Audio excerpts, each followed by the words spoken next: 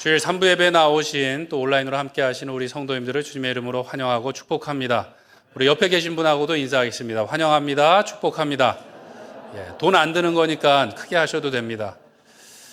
거룩해지기 원하면 친절해져라라는 말이 있어요. 거룩하다라는 것은 산속에 혼자 가서 기도한다고 되는 것이 아니라 말씀대로 사랑하고 섬길 때 거룩해지는 거예요. 그러면 친절을 베풀기 위해서 가장 첫 번째는 무엇인가? 인사를 잘하는 것입니다.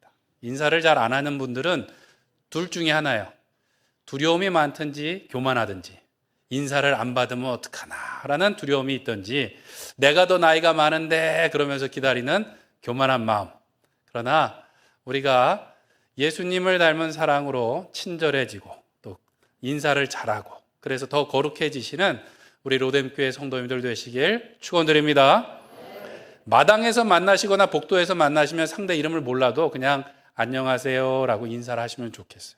그런 따뜻한 교회, 사랑이 넘치는 우리 교회가 되기를 소망합니다. 오늘 본문에 보니까 빌라도가 예수님을 재판하는 장면이 나오고 있어요. 마가복음은 다른 복음서보다 조금 더 간략하게 기록하고 있는데 구조상으로 보면 빌라도가 예수님을 신문하는 장면과 예수님을 고발했던 사람들과 이 타협하다가 이제 판결을 내리는 장면이 나옵니다. 빌라도는 로마의 총독으로서 이 법이 굉장히 잘 되어 있던 로마 법을 가지고 유대 민족을 잘 다스리고 보호하는 것이 그의 책무였어요. 근데 오늘 성경에 보면 분명히 예수님이 무죄인 줄 알면서도 무죄 선고를 못하고 예수님을 십자가에 내어주게 되더라는 것이죠. 또 유대인들은 하나님을 그렇게 잘 섬긴다고 하는데 시기함으로 예수님을 십자가에 못 박으라고 소리를 치고요. 오늘 본문에 나와 있지 않지만 대제사장들은 마치 가이사의 충신들인 것처럼 우리에게는 가이사밖에 왕이 없습니다라고 소리치더니 이건 신하가 아니라 왕인 것처럼 총독에게 이렇게 해라 저렇게 해라 막 소리를 치더라는 것이죠. 주객이 전도된 것 같은 이상한 상황이 오늘 본문의 이야기입니다. 성경에 보면 빌라도가 그래도 예수님께 호의적이었고 뭔가 우유부단하고 그래도 괜찮은 사람인가 싶을 정도예요. 그런데 우리가 신앙 고백을 하는 사도신경에 보면 누구에게 고난을 받으사라고 하나요? 본디오 빌라도에게. 그 말은 예수님의 십자가가 역사적인 사실이었던 것을 증거하기 위한 거예요. 우리가 오늘 빌라도 얘기를 하는데 그냥 동화 속에 나오는 인물이 아니라 실제 있었던 인물이고 성경에 기록되어 있는데 일반 역사가들의 그 설명은 좀 달랐어요.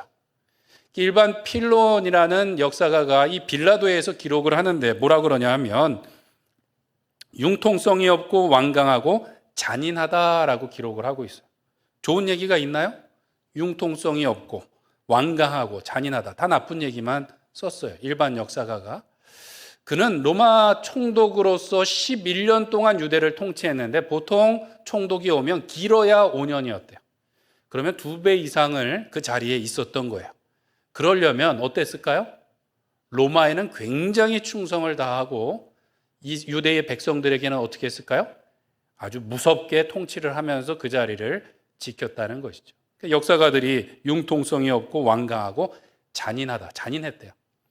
유대의 역사가였던 요세푸스도 이 빌라도에 대해서 거의 똑같이 기록하는데 실제적인 예를 들고 있습니다. 무슨 예를 드는가 하면 빌라도가 총독으로 왔는데 예루살렘을 지키는 그 군대의 깃발에다가 로마 황제의 흉상을 넣었대요.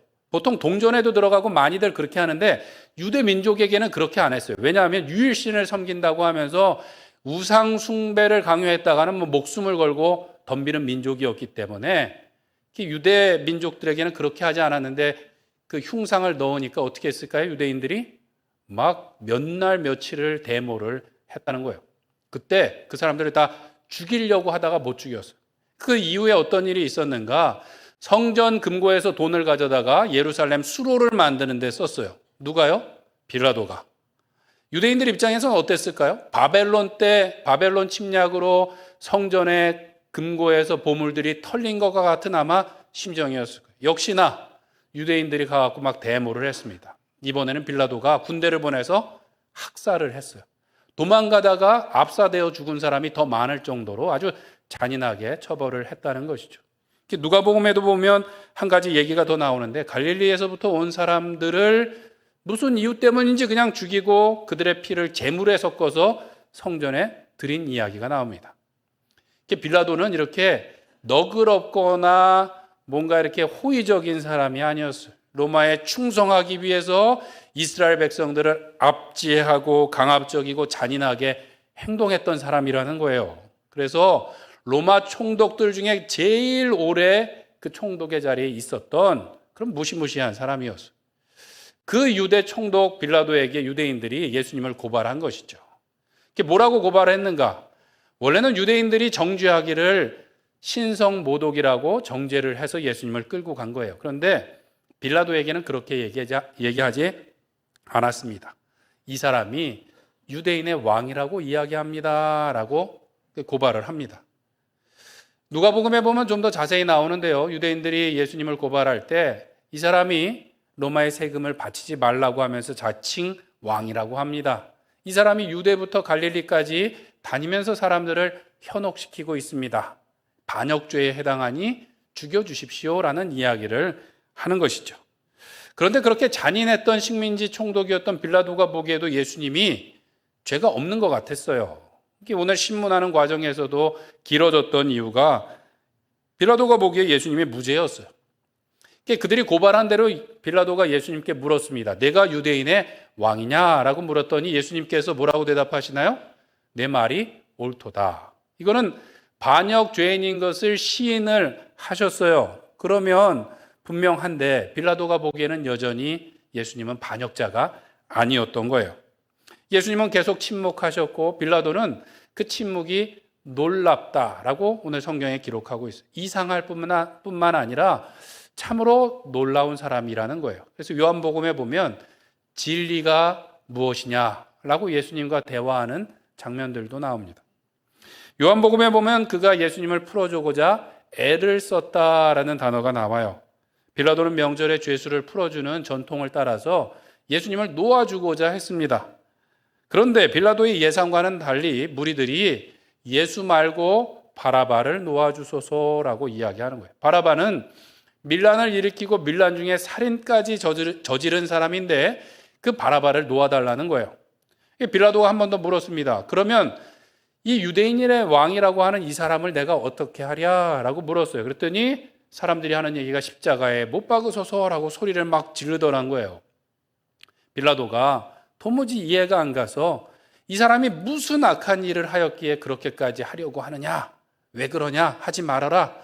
라는 이야기를 했더니 이번에는 소리를 더 크게 지르면서 십자가에 못 박게 하소서라고 이야기하는 것이죠. 오늘 마가복음에는 안 나왔지만 다른 복음서에 보면 만일 저 사람을 십자가에 못 박지 않으면 당신은 가이사의 충신이 아닙니다 라고 막 윽박지르듯이 빌라도를 몰아세우는 것을 보게 됩니다.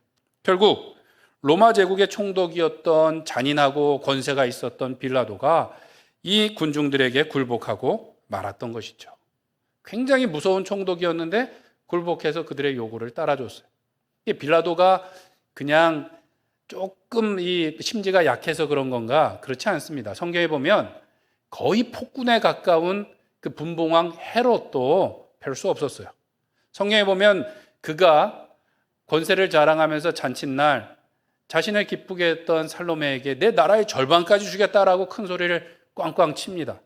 그런데 헤로디아의 계책에 말려서 어떻게 해요?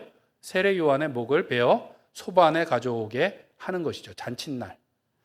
근데 이 헤롯이 요한을 어떻게 생각했는가? 성경에 보니까 그를 의롭고 거룩한 사람으로 알고 보호하려고 했다는 거예요. 두려워하며 보호하려고 했는데 왜 요한의 목을 베었는가? 그곳에 앉아 있었던 사람들과 자기가 한 말로 인하여 어쩔 수 없이 세례 요한을 죽이게 했다라는 것이죠. 아무리 권세가 있어도 자기 마음대로 할 수 있나요? 없나요? 없더라는 거예요. 폭군에 가까울 정도로 자기 권세를 자랑했지만 그렇게 하지 못하더라는 것이죠. 반대로 또 한 가지 아이러니한 것은 대제사장들과 그곳에 있었던 무리들입니다.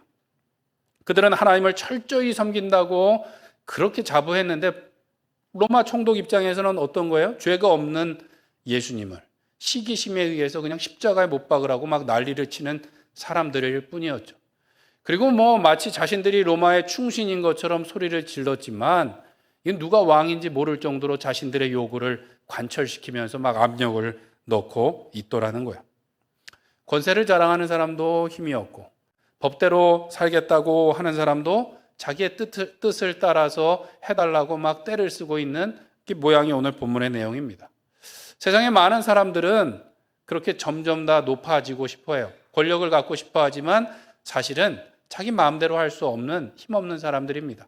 또 많은 사람들이 법대로 살겠다고 하지만 자신은 불법을 행할 때가 있고요. 또 많은 사람들이 신을 섬긴다고 이야기하지만 섬기는 게 아니라 섬김을 받기 원할 때가 있어요. 이런 이율배반적인 모습이 우리 안에 있다라는 거예요. 뭔가 모순된 모습이 있어요. 권력과 힘을 향한.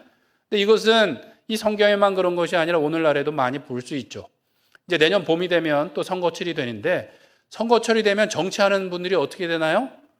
시장과 길가와 도로를 다니면서 마치 모든 백성의 머슴이 된 것처럼 인사를 하는데 거의 고개가 땅에 닿을 것처럼 그냥 인사를 하더라는 거예요. 허리가 아플 정도로 인사를 하고 시장에 다니면서 할아버지 할머니들의 손을 꼭 붙잡고 어머니 아버지 이렇게 한순간에 가족이 되어버리는 일들이 있습니다. 근데 희한하게도요, 그냥 선거 발표가 나고 그 밤만 지나면 어떻게 돼요? 전혀 다른 사람이 되어 있는 거예요. 엊그제까진 가족이었는데 이제는 한번 말도 붙여보지도 못하고 얼굴 볼 수 없는 사람이 되더라는 것이죠.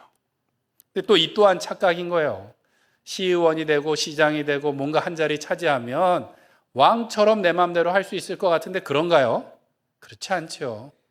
권력 위에 또 권력이 있고 권력을 움직이는 돈들도 있고 뿐만 아니라 높이 올라가면 내 마음대로 할 수 있는 게 아니라 모두의 감시를 받게 됩니다.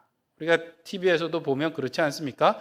공직에 있는 사람들이 왜 공무 시간에 거기를 갔느냐, 복장이 왜 그러냐, 왜 그런 말을 했냐, 왜 그 사람을 만났느냐, 일거수일투족 빵 사 먹는 것까지 다 감시를 받는 게 이 지도자가 되는 길이에요. 이런 착각들은 권력자만 그런 것이 아니라 그 권력자들을 잘 따르겠다고 말하는 사람들도 마찬가지입니다. 마치 그 마음이 갈대와 같이 흔들릴 때가 있어요. 나를 위해서 일해주면 좋은 지도자, 내 이익에 반하면 나쁜 지도자, 이렇게 막 왔다 갔다 하는 게 세상 사람들의 모습입니다. 세상에서만 그런 것이 아니라 교회 안에도 그럴 때가 있어요. 중직자가 되기 전에 그렇게 겸손하게 봉사도 잘하시고 기도도 열심히 하시는데 이상하게 중직자가 되고 나면 차츰 봉사의 숫자가 줄어들고 뭔가 이렇게 열심히 줄어드는 모습을 보게 됩니다. 또 어떤 분들은 중직자가 되고 나면 이제 목소리가 조금 더 힘이 있어지고 허리가 꼿꼿해지고 그래서 성도들에게 이렇게 말을 듣는 경우가 아주 없지 않아 있다라는 것이죠. 또 직분자들만 그런 것이 아니라 하나님을 따른다는 우리도 그렇게 좀 모순된 모습이 있을 때가 있어요. 우리가 찬양할 때 예수 우리 왕이여 라고 찬양을 하고 주님 말씀하시면 제가 어디든지 가겠습니다. 주님 뜻이 아니면 제가 언제든지 멈춰 서겠습니다 라고 말은 하는데 실제로는 그렇지 않죠. 주님, 하나님 빨리 오셔야 돼요. 빨리 이것을 도와주셔야 돼요. 빨리 내가 이게 원하는 대로 이렇게 들어주셔야 됩니다 라고 오히려 하나님이 마치 내 말대로 해야 되는 의무가 있는 존재인 것처럼 우리가 막 강요할 때가 있다라는 것이죠. 하나님께서는 우리에게 이 우주 만물을 만드시고 이 땅을 정복하고 다스리라고 말씀하셨어요. 그 말은 잘 가꾸고 이것을 돌보라고 말씀하셨는데 우리 마음이 너무 교만해졌어요. 그래서 누구까지 높아지려고요? 하나님처럼 높아지려고 하고 다스리려고 하고 내 마음대로 하려고 했는데 실상은 다스리는 것이 아니라 죄와 사망의 노예로, 종으로 살아가게 되었다라는 것이죠. 여전히 사람들 안에는, 그리고 우리 안에는 자꾸 높아지고 싶은 마음이 있어요. 제자들도 그랬지 않습니까? 우리는 꼭 권력의 자리가 가야 되는 것이 아닐지라도 높아지고 싶은 마음, 내 목소리를 더 내고 싶은 마음들이 있는데 정말로 하나님께서 우리에게 복 주시고 다스리라고 말씀하신 것은 그런 것이 아니죠. 오늘 재판을 받고 있는 예수님은 누구이신가? 사실은 만왕의 왕이시고 이제 곧 심판주로 오실 심판관이세요. 그런데 이 땅에서 예수님께서 오히려 다스리는 통치행위가 사람들의 생각과 달랐다는 것이죠. 오늘 평화의 왕, 겸손의 왕으로 오신 예수님을 우리가 배워가고 닮아가기를 원합니다. 어떻게 닮아가야 되는가? 첫 번째로는 침묵으로 순종하며 섬겨야 되겠습니다. 침묵함으로 순종하고 섬겨야 돼요. 섬긴다라는 건 우리가 다스리며 나가야 됩니다. 재판관 빌라도 앞에 선 분은 바로 만왕의 왕이시고 심판주로 오실 주님이었어요. 그런데 막 천둥과 같은 목소리로 오히려 그 소리를 크게 내신 것이 아니라 침묵하시더라는 것이죠. 빌라도가 보기에는 그것이 신기하고 놀랄 정도였습니다. 왜 침묵하셨을까? 첫 번째 이유는 그것이 하나님의 말씀에 순종하는 길이었어요. 이사야 53장 7절에 보면 이렇게 말씀합니다. 그가 곤욕을 당하여 괴로울 때에도 그의 입을 열지 아니하였으며 마치 도수장으로 끌려가는 어린 양과 털 깎는 자 앞에서 잠잠한 양같이 그의 입을 열었다 열지 않았다? 열지 않았다라는 거예요. 이사야 42장에도 보면 그가 외치지 아니하며 목소리를 높이지 아니하며라고 말하고 있어요. 근데 이 두 말씀 앞에는 무슨 말씀이 나오는가? 하나님께서 선택하신 그 사람 메시아가 올 때는 이방에 공의를 행할 것이고 이방에 심판을 알릴 것이래요. 그냥 사랑을 전하기 위해서 오신 것이 아니라 공의를 행하고 심판을 행하기 위해서 오시는 분인데 입을 열지 않으신대요. 외치지 않으신대요. 소리를 크게 내지 않으신다라고 말씀하셨고, 예수님께서는 그 성경의 말씀을 순종함으로 하나님의 뜻을 이루어 가시더라는 것이죠. 그 말씀에 순종함으로 침묵하셨지만 이 땅을 구원하시는 왕으로서 예수님께서 살아가셨다라는 거예요. 말하는 것이 어려운가요? 침묵하는 것이 어려울까요? 다들 침묵이라고 말씀은 하시는데 사실은 이게 이 앞에서 기도해 주세요 아니면 뭐 한 말씀 해 주세요 그러면 저는 말을 못합니다. 말씀하시지만 다른 자리에서는 말씀을 다들 잘하실 거예요. 우리가 말하는 것보다 침묵하는 것이 더 어렵습니다. 러시아의 작가였던 톨스토이는 그래서 이런 이야기를 했어요. 제대로 말하지 못한 것을 유감으로 여긴다면 침묵하지 못한 것은 100번이라도 후회해야 합니다라고 말했어요. 가끔 우리가 그때 이 말을 했어야 되는데 막 이렇게 안타까워할 때가 있잖아요. 근데 사실은 우리가 침묵해야 될 때 침묵하지 못한 적이 더 많이 있다라는 것이죠. 이게 말이 굉장히 중요할 뿐만 아니라 또 위험하기도 합니다. 그래서 신약의 지혜서라고 하는 야고보서에서는 이 말의 위험성, 혀의 위험성에 대해서 말씀하고 있어요. 혀는 능히 길들일 사람이 없나니 쉬지 아니하는 악이요 죽이는 독이 가득하다라고 말하고 있어요. 인생을 불사르는 불과 같다라고 성경은 이야기하면서 말을 조심해야 된다. 말만 하지 말고 하나님의 말씀에 순종하라라는 이야기를 하고 있는 것이죠. 때문에 살아가면서 많은 일들이 말 때문에 생기는 거예요. 교회 안에서도 말 때문에 상처받고 말 때문에 오해가 생기고 또 그냥 뒤에서 말하다 보니까 없는 일도 생겨갖고 문제가 되기도 하더라는 거예요. 그런데 오늘 예수님께서도 침묵하셨지만 가만 보면 하나님께서도 침묵하실 때가 많아요. 대답을 잘 안 해주실 때가 있는 거예요.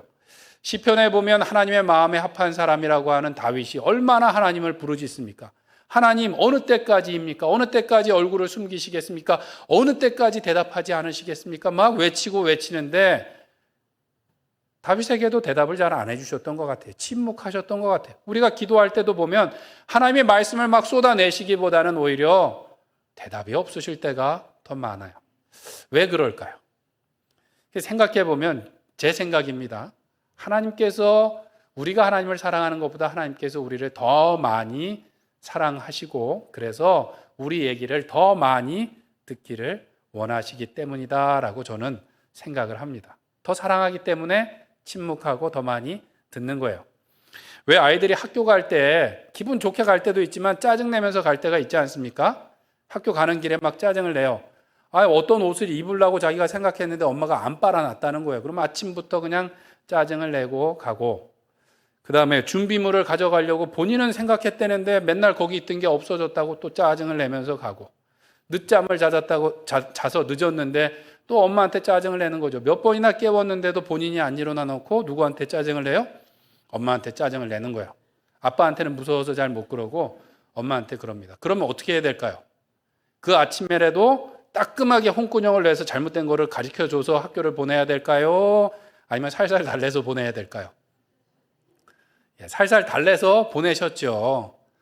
따끔하게 가르칠 수도 있지만 그 아침에 그렇게 안 하는 이유는 그래도 우리가 더 어른이고 더 성숙했고 자녀를 더 사랑하기 때문에, 아니 얘가 지가 잘못한 것을 나한테 잘못을 돌려도 그래 그러니까 엄마가 알았어 다음에는 그렇게 할게 라고 얼르고 달래서 보내요. 그게 잘못됐나요? 그럼 아주 버릇이 잘못돼 갖고 이제 자녀가 앞으로 다 잘못될까요? 그런다고? 그렇지는 않죠. 오히려 들어주고 참아주고 내가 더 양보했는데 나중에 언젠가는 그것을 알게 되더라는 것이죠. 바로 하나님께서도 그렇게 침묵하시고 우리의 이야기를 더 듣기를 원하신다라는 거예요. 보네퍼라는 신학자는 성도의 공동생활이라는 그 책에서 이 교회가 어때야 되는지에 대해서 쓰고 있는데, 교회 안에서 정말 필요한 것은 무엇인가? 침묵이 필요하대요. 침묵해야 하나님의 말씀을 깨달을 수 있고, 침묵해야 기도하는 가운데 하나님을 만날 수 있고, 침묵해야 우리가 성숙해 가더라는 거예요. 그리고 후반부에 보면 성도들이 서로 섬기면서 하나 되어야 되는데, 섬김의 제일 첫 번째는 무엇인가? 다른 사람의 말을 듣는 거래요. 들으려면 어떻게 해야 돼요? 내가 조용히 해야 되죠. 침묵해야지 다른 사람을 섬길 수 있고 다른 사람을 들을 수 있다라는 이야기를 하고 있습니다. 우리는 하나님께서 맡겨주신 이 세계와 사람들을 잘 다스리고 섬기기 위해서 침묵해야 될 것입니다. 가장 좋은 소그룹 리더, 구역장은 누구인가? 말을 적게 하는 사람이래요. 왜냐하면 구역원들이 말을 더 많이 하는 것이죠. 때로는 이게 말씀을 나누는 건지 넋두리인지 모르겠지만 구역원들이 그냥 1시간 내내 떠들 때가 있는데, 그냥 들어주다 보면 그게 상담이 되고, 들어주다 보면 위로가 되고, 들어주다 보면 상처받은 구역원들의 마음이 치유되는 것을 우리가 경험하게 됩니다.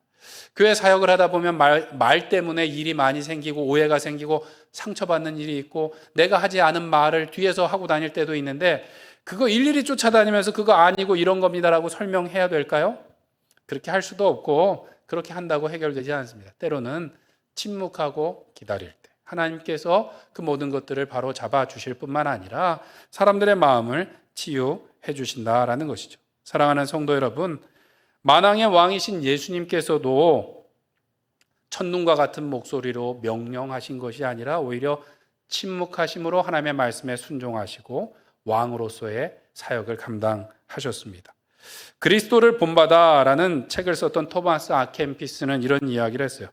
즐겨 침묵하는 자보다 더 확신 있게 말할 수 있는 사람은 없다라는 거예요. 살아가면서 우리는 그 말을 너무 하고 싶은 거야. 그것을 너무 고쳐주고 싶은 거야. 저거를 바로잡고 싶을 때가 있어요. 그런데 가장 힘 있는 말은 무엇이라고요? 침묵할 때. 우리가 침묵하고 기다릴 때 가장 확신 있고 힘 있게 말하게 될 줄로 믿습니다. 하나님 앞에 침묵함으로 하나님의 뜻을 깨닫고, 성도들 앞에 침묵하면서 더 많이 들어주고 위로함으로 섬기며 주님의 나라를 이루어가는 우리 로뎀교회 성도님들 되시길 간절히 축원드립니다. 두 번째로 우리가 예수님을 닮기 위해서 요구하기보다는 대신함으로 순종하며 섬겨야 되겠습니다. 이게 왕이 된다라는 것, 다스린다라는 것은 이거 해라 저거 해라 명령하는 사람이 아니라 오히려 대신하는 사람이라는 거예요. 어렵고 힘든 일을 대신하는 사람입니다. 오늘 본문에 보면 요구하다라는 말이 반복되는데, 이것은 총독이었던 빌라도가 한 말이 아니라 유대인들, 피지배민이었던 이스라엘 백성들이 이 빌라도에게 요구하더라는 말이 있어요. 요구를 넘어서서 그들이 목소리를 높여서 아니라고 십자가에 예수를 못 박으라고 막 윽박지르듯이 이야기합니다. 오히려 반대로 그렇게 고집세고 잔인했던 총독 빌라도는 어떻게 하는가? 자기는 그렇게 생각하지 않는데 결국은 이 군중들의 만족을 위해서 자신의 뜻을 꺾게 되는 것이죠.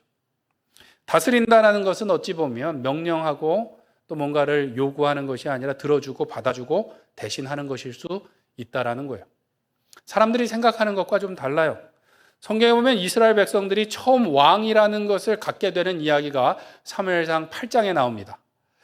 마지막 사사였던 사무엘이 나이가 들었어요. 사무엘의 아들들은 보니까 시원찮아요. 이스라엘의 장로들이 다 모여서 라마로 가서 다 모였대. 다.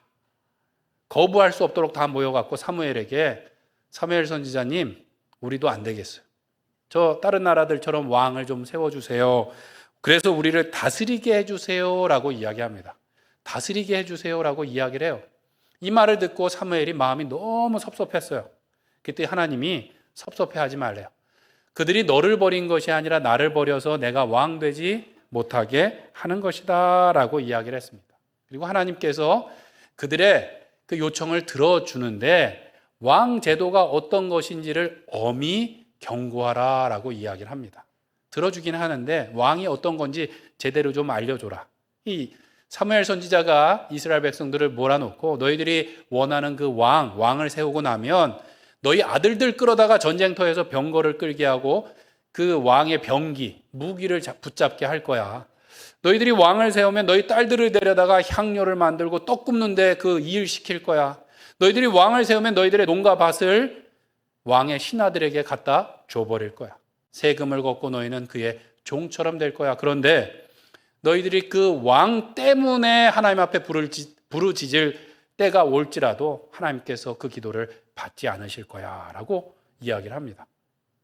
그 이야기를 듣고 백성들의 반응이 어땠을까요? 그렇게 힘들면 우리가 다음에 할게요 라고 말했을까요? 그렇지 않습니다. 이 사무엘의 말을 듣기 싫어했대요. 듣기 싫어했대요. 됐고요. 그만 듣겠습니다. 우리는 그냥 무조건 왕이 필요합니다 라고 말하면서 왕을 세워서 우리를 위하여 전쟁터에서 앞서 싸워줄 그 왕을 달라는 거예요. 말로는 우리를 다스릴 왕을 달라 그러더니 뭐래요? 전쟁터에서 앞장서서 우리 대신 싸울 왕을 달라고 이야기하더라는 것이죠. 하나님께서는 이 어리석은 요구를 들어주셨나요? 안 들어주셨나요? 들어주셨어요. 그래서 사울을 보내주셨죠. 자식을 이기는 부모가 없다고 하나님께서 들어주셨는데 그 일로 인해서 이스라엘 백성들이 어려움을 겪기도 합니다. 오늘 본문에서도 보면 예수님께서 만왕의 왕으로 우리 가운데 오셨는데 명령하고 요구하고 뭔가를 통치하고 군림하시는 것이 아니라 오히려 힘없는 모습으로 대신 십자가를 지시더라는 거예요. 죄인들을 위하여 지셨는데 마치 그것을 축소판으로 보여주듯이 오늘 또 나옵니다. 누구를 대신해서 십자가에 지시는가? 빌라도는 이 예수님을 놓아주고 싶었는데 백성들은 아니라고 밀란을 일으키고 살인을 저질렀던 그 바라바를 놓아달라고 이야기합니다. 바라바는 예수님 덕분에 목숨을 건졌어요. 바라바의 이름의 뜻은 무엇인가 하면 아바의 아들, 아빠의 아들, 아버지의 아들이라는 뜻이에요. 그래서 좀 더 의역하면 선생의 아들이라는 뜻도 있는데 죄인이었던 이 아버지의 아들 바라바가 하나님의 아들이신 예수님의 십자가로 인해서 어떻게 해요? 구원을 받았다라는 것이죠. 진정한 하나님의 아들이 대신 죽으심으로 우리가 구원을 얻게 되었습니다. 예수님을 따라 산다라는 것, 복음을 따라 산다라는 것은 바로 대신하는 것입니다. 대신. 남들에게 내가 하기 싫은 것을 명령하고 요구하는 것이 아니라 남들이 하기 싫어하고 해결할 수 없고 어려워하는 것을 대신하는 것이 예수님을 따라 산다라는 것이죠. 사랑하는 성도 여러분, 교회에서는 보면 말도 많고 요구도 많습니다. 집에서 자녀들이 각기 요구가 다른 것처럼 교회 안에서도 다 원하는 것들이 다르고 요청하는 것이 다를 때가 있어요. 도무지 이것을 어떻게 정리하기 어려울 때도 있습니다. 그런데 요구가 많다는 것은 어떤 뜻인가 하면 주인이 아니라 아직 손님이라는 거예요. 주인은 손님이 왔을 때 요구하나요? 아니면 섬기고 대접을 하나요? 섬기고 대접을 하죠. 그런데 교회 안에서도 여전히 나를 위해서 뭔가를 해달라고 요구하는 것은 성숙하지 못한 어린 자녀의 모습이고 아직도 손님처럼 이곳에 와 있다라는 증거일 수 있는 거예요. 우리가 하나님의 자녀가 되었다면, 이제 주님의 나라의 주인이 되었다면 우리가 뭔가를 요구하기보다는 주인으로서 섬기고 또한 뭔가를 위해서 헌신할 수 있는 우리 모든 성도님들 되시길 간절히 축원드립니다. 전에 사역하던 교회에 봉사 직분 중에 총지역장이라는 것이 있었어요. 총지역장. 구역장 위에 지역장, 지역장 위에 총지역장이라는 그 직책이 있어갖고 그러면 교구 전체의 살림과 또 모든 교구의 상황들을 다 돌보는 거예요. 일이 많았을까요? 적었을까요? 일이 많습니다. 금전적인 것도 여러 일들이 있고 행사들, 그 다음에 교구에서 일어나는 모든 장례서부터 신방의 모든 일들을 다 책임지다 보니까 일이 많았는데, 진짜 힘든 이유는 일이 많아서 힘든 것이 아니라 뭐가 많아서 힘든가? 말들이 많아서 힘들었어요. 말들이 많아서. 뭔가 작은 행사를 해도 간식으로 OS를 사오면 이거 OS 맛없는데 초코파이 사왔어야지. 왜 OS를 사왔냐고. 그러면 이제 겸손하게 권사님, 저기 마트 갔더니 OS가 세일을 해서 제가 알뜰하게 준비를 했습니다. 그러면 거기서 끝나면 좋잖아요. 아니지, 저 옆에 마트 가면 초코파이도 세일을 하는데 이걸 사왔다고. 없을 것 같은 얘기지만 실제로 있었던 일이고요. 그보다 더한 일들이 사실은 있어요. 교회에 있다 보면. 교회에 있다 보면 별의별 말들이 다 나오고 또 굉장히 앞에 선 사람을 힘들게 하는 경우가 있더라는 것이죠. 그게 힘드니까 어느 행가는 아무도 그 봉사를 하겠다고 자원을 안 하는 거예요. 전화를 해도 전화도 안 받으시고 아무도 나서질 않으니까 할 수 없이 시무 권사님들 40몇 명을 다 교회로 모았습니다. 그래서 자원을 아무도 안 하시는 거예요. 끝까지 다 그냥 버티고 계셔서 결국은 제비뽑기를 하기로 했어요. 제비뽑기를 해갖고 1년씩 합시다. 거긴 동의를 한 거예요. 잘 걸리면 하늘나라 갈 때까지 안 할 수도 있는 거예요. 40몇 명이니까 생각해 보세요. 대부분 50대, 60대인데 생각에는 5번 내로만 안 걸려도 되는 거예요. 그러니까 다 동의를 했죠. 근데 참 그럴 때 참 얄궂게도 1, 2, 3번 이렇게 막 걸리는 분들은 어쩔 수가 없네요. 1번인 분은 아예 포기를 했어요. 그래서 내가 열심히 하겠습니다. 이렇게 선언을 했습니다. 2번인 분은 권사님은 남편도 안 믿으시고 친정 부모님은 치매로 가끔 막 혼자 나가셔갖고 경찰서에서 찾아오셔야 되고 시부모님도 누워 계신데 어쨌든 걸렸으니까 하시는 거예요. 1년이 지나고 나니까 1번 권사님이 저한테 기도를 받으러 오셨어요. 건강이 너무 안 좋아졌다는 거예요. 무슨 말씀인가 하면 이제 시간이 됐습니다, 목사님. 2번이 할 차례입니다, 이거예요. 2번 권사님이 친정 부모님이 그렇게 어려우신데도 하여튼 제비뽑기를 했으니까 했어요. 문제는 3번 권사님이었습니다. 두 해가 지나고 세 번째가 됐는데 전화를 안 받으시고 집에서 안 나오시는 거예요. 아무도 안 받으시고 나는 못하겠다 그냥 손 놔버리셨어요. 어떻게 하나 전전긍긍 하는데 나중에 보니까 2번 권사님께서 웃으면서 어떻게 하겠어요 목사님, 제가 한 번 더 해야죠. 그러고 그 직분을 감당하시는 것을 봤어요. 그것을 보고 오히려 저도 은혜를 받고 도전을 받았습니다. 분명히 다른 분들보다 더 어렵고 힘듦에도 불구하고 그 일을 대신 감당하는데 오히려 기쁨과 감사함으로 하시더라는 것이죠. 사랑하는 성도 여러분, 성숙한 하나님의 아들과 딸이라면 또 왕의 자녀들이라면 우리가 요구하고 요청하고 내 뜻을 관철하는 것이 아니라 대신함으로 우리의 지체들을 섬길 수 있는 우리 성도님들 되시길 간절히 축원드립니다. 우리 마음속에는 조금 더 높아지려고 하고 뭔가를 목소리를 내고 싶은 마음이 있어요. 그런데 예수님께서는 제자들에게 이렇게 말씀하셨습니다. 너희들 중에는 그렇지 아니하니 너희들 중에 누구든지 크고자 하면 너희를 어떻게 하는 사람이 되고 섬기는 사람이 되고 너희 중에 으뜸이 되고자 하는 사람은 너희의 종이 되어야 하리라고 말씀하고 있습니다. 이건 과장법이 아니에요. 교회 일하다 보면 정말 종이 된 것 같은 그런 일들이 있어요. 남들이 하기 싫은 거, 남들이 해놓고 간 거 다 치우고 뒤치다거리 해야 되는 일들이 있는데 분명한 것은 그 자리에서 우리가 예수님을 만나게 될 줄로 믿습니다. 누군가를 대신하는 그 자리에서 예수님을 만나게 되고 우리의 마음과 우리의 손이 예수님을 닮아가게 될 줄로 믿습니다. 성 어거스틴은 예수님에 대해서 이렇게 말했어요. 예수님은 침묵하셨지만 광야에서 외치는 이의 소리로 선포된 말씀입니다. 침묵하셨지만 누구보다 힘있는 말씀이셨고 그분은 병들고 상처를 받으셨지만 병자와 연약한 자를 모두 고쳐주셨습니다. 그분은 십자나무에 달리셨지만 우리의 생명나무가 되어주셨습니다 라고 이야기했다는 것이죠. 힘없는 침묵 같았지만 힘있는 말씀이셨고 십자나무에서 죽으셨지만 우리를 위하여 생명나무가 되셨다라는 것입니다. 사랑하는 성도 여러분, 이 땅에 만왕의 왕으로 오신 예수님께서도 침묵함으로 순종하고 우리를 섬겨주셨던 것처럼 우리도 더 말하려고 애쓰기보다는 한 번 더 대신하고 침묵함으로 예수님을 닮아가시길 간절히 축원드립니다. 그래서 우리를 심으신 가정과 교회와 일터에서 예수님을 닮은 십자가의 삶을 살아가고 그곳에서 생명나무로서 열매 맺어 가시는 우리 로뎀교회 성도님들 되시길 축원드립니다. 함께 기도하겠습니다.